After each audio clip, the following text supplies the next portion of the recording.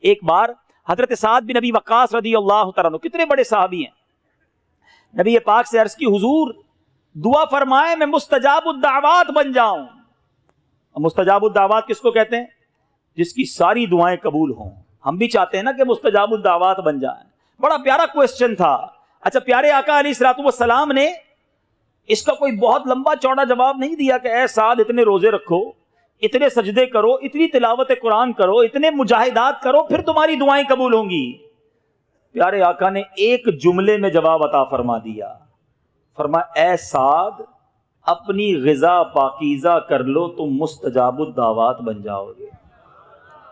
یعنی غذا پاکیزہ ہو تو دعائیں قبول ہوتی ہیں، انسان کے درجے بلند ہوتے ہیں۔ مگر آج ہم یہ شکوہ کرتے تو نظر آتے ہیں کہ میری دعائیں قبول نہیں ہوتی، میرے گھر سے پریشانیاں دور نہیں ہوتی، بیماریاں ڈیرا ڈالے بیٹھی ہیں، ارے جناب پیسہ بہت ہے سکون نہیں ہے۔ مگر کبھی سوچا کہ میں پیسہ کما کیسے رہا ہوں؟ میں نے کہاں چیک کروایا، کدھر میں نے غور کیا کہ یہ سب حلال ہے کہ نہیں؟ کہیں سے میرے پیسوں کے اندر، میری آمدنی، میرے بزنس، میری جاب کے اندر حرام تو نہیں آ رہا؟